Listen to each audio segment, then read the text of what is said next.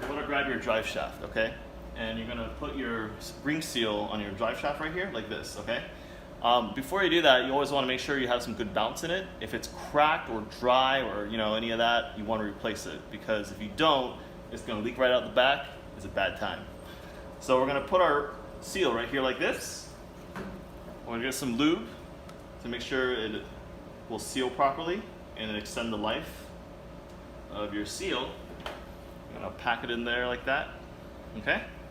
I'm gonna put it in the barrel, line it up with the coupling in the back, push in and turn and lock, and this should lock right in place. The next thing you're gonna do is you're gonna take your auger, all right? You always wanna make sure the blades are in good condition. A really easy way to test this is to put it in like this, just like that. If you turn it, see how it didn't spin all the way around? Good resistance. That means your blades are scraping your walls, okay? If it's not doing that, I would recommend replacing your blades. So what you'll do is push this in and turn until it locks with the drive shaft. It should fit right in, just like that. Finally, you're gonna get your door, you're gonna line it up, and before you do, same deal. Always make sure your O-rings are good, fitted right. Same with these. You check it by pulling this pin out, pulling this handle out, and you'll check these as well. Lube them up, put them in, and install everything like that. See, that. On the back side, don't forget your guide ring.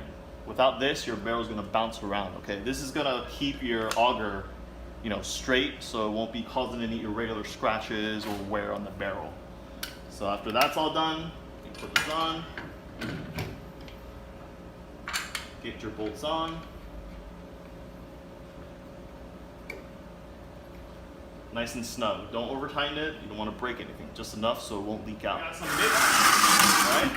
What you're gonna do is go to the top of the machine, and you're gonna pour your mix in.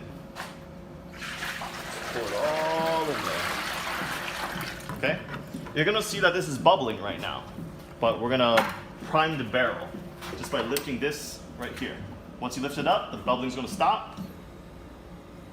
Up here, it's gonna stop because it's gonna be having a free flow. And the hole is actually where the minimum amount of mix needs to be. So you're gonna wait until you see a stream come out, which means it's around 60%, like that.